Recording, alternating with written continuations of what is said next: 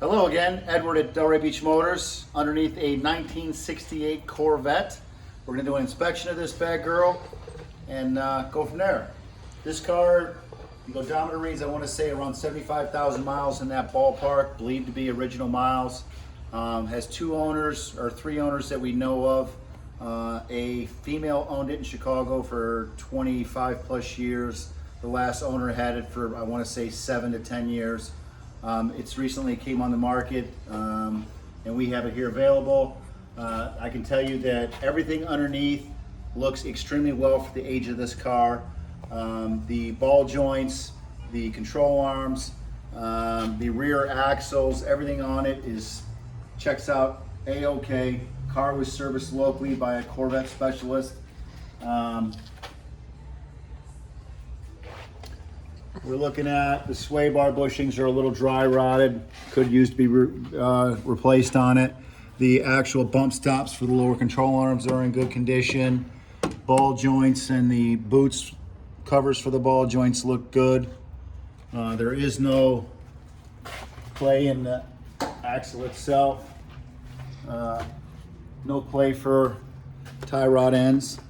Center link looks good. Oil pan looks like it's been serviced pretty recently. Oil pan gasket looks good. There's no gunk or buildup on the engine itself. Motor mounts look to have been replaced recently. Belts look good from down here from what I can see. The cross member, everything is really clean for a 1968. You know, with a wire wheel, a wire brush, and some touch-up paint, it could really look nice under here. I'd recommend, you know, some of the bushings be changed. It looks like maybe might be a little seepage by the fuel pump over here. But other than that, starter looks to be in really good condition. Exhaust looks a little aged. Probably could use to be replaced. Still has the under supports. The pans themselves look really, really well. Fiberglass is in great shape. Cross member, extremely solid. At some point, someone, you know, put a little undercoat on it, but it wasn't to hide any imperfections or damage. I mean, it looks to be in really good condition. Frame rails look to be really solid, no holes, no signs of significant rust.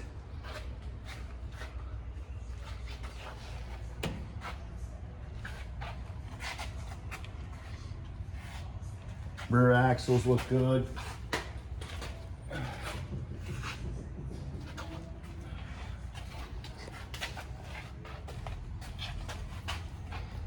No play in the axles. Leaf spring looks good. Rear bushings look to be, you know, decent.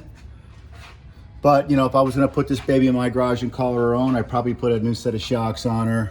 I'd probably do a bushing kit just because, you know, with today's technology with the urethane bushings, the car would handle way better. I've driven this car personally. It drives amazing, very impressive. I believe this to be what I would call a survivor. I believe it's original paint. And one of the reasons I'll tell you that is you can see some of the wear on the chrome itself is in overall good condition for its age.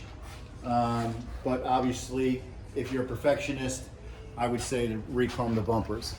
The body itself, from the underside, when you're looking down the body, it's in really, really good condition.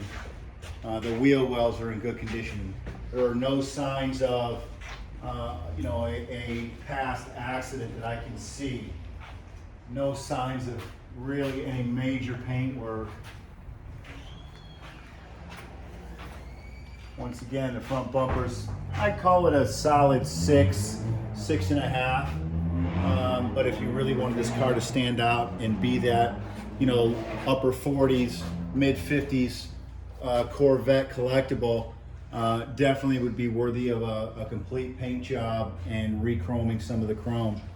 But the car's beautiful in its current condition, like, you know, fine wine. She's aged perfectly. She's got a few stretch marks, but still a beautiful vehicle. Yep.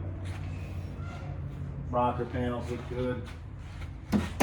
Bottom of the doors. I'm not seeing any stress cracks anywhere of any significance. Just mainly a lot of rock chips, road chips from driving it. Like we have a little bit of a spider right here, but that's nothing that I would be concerned about. That can't be repaired in just paint and body. We have a few cracks back here, you know, that are look to be like more like paint cracks than anything.